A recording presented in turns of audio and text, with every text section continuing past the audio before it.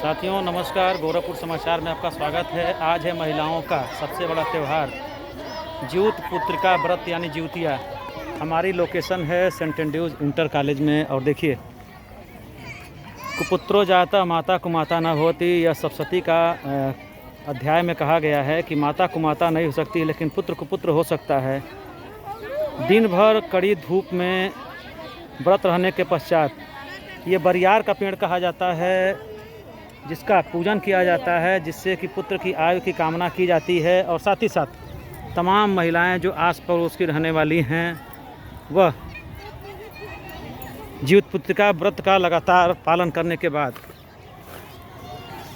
यहाँ पे बैठ कर के समूह में यानी एक साथ इकट्ठा होकर लोकगीतों का आनंद उठा रही हैं। व्रत हैं लेकिन कहीं भी चेहरे पे सिकन नहीं दिखाई दे रही है। और दूर दूर तक मैं दिखाने की कोशिश कर रहा हूँ कैमरे को जूम करके कि महिलाओं का हुजूम लगातार यहाँ फील्ड में दिखाई दे रहा है, जो लोकगीत के माध्यम से। और देखिए, ये छोटा सा बच्चा है और इसकी माँ है, शायद मौसी भी माँ ही होती है।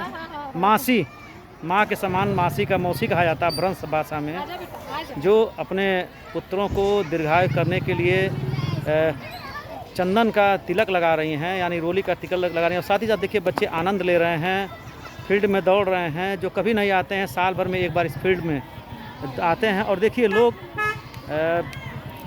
इस घनी घास के बीच में भी बरियार खोज करके पूजा कर रहे हैं। मैं कुछ लोगों से जानने की कोशिश कर रहा हूं कि आज का व्रत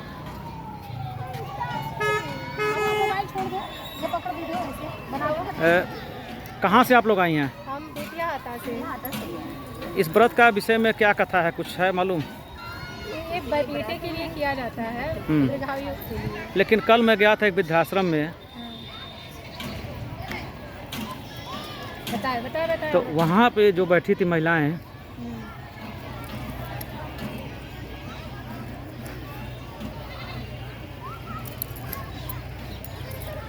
क्या हो गया?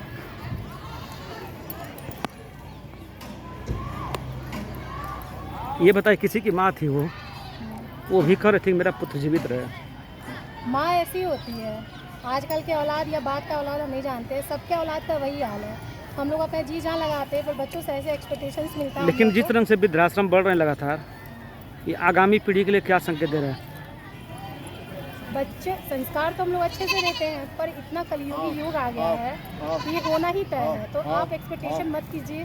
हमारा जो धर्म है, हमने अपने पुत्र को पैदा किया अपने कोख से, तो हम उसके लिए व्रत करते हैं। वो क्या करेगा हमारे साथ हमें नहीं पता। हो सकता है आज हम यहाँ व्रत कर रहे हैं, आज से 10 साल 20 साल 30 साल 40 साल बाद हम भी किसी वृद्धाश्रम में पढ़े मिले।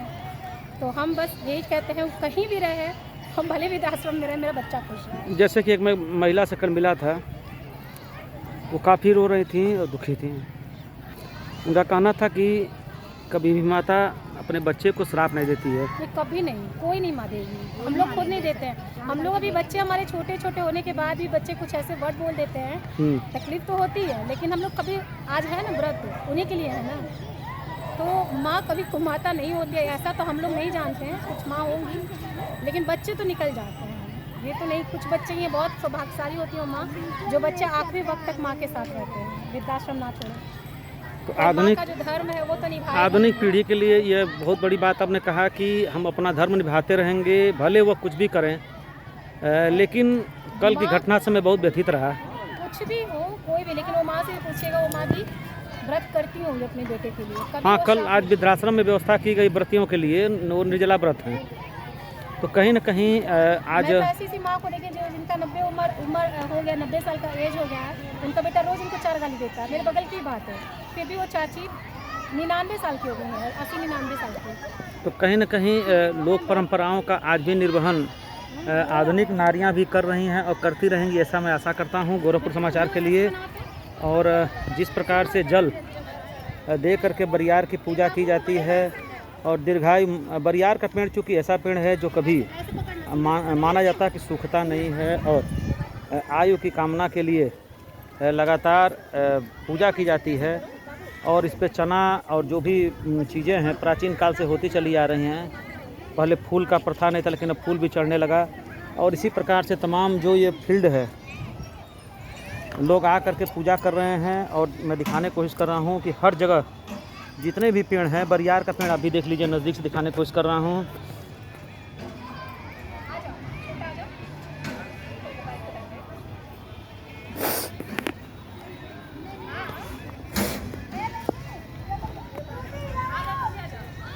गोरखपुर समाचार के लिए मैं doctor Manoj Kumar Mishra, central news के इस प्रांगण से।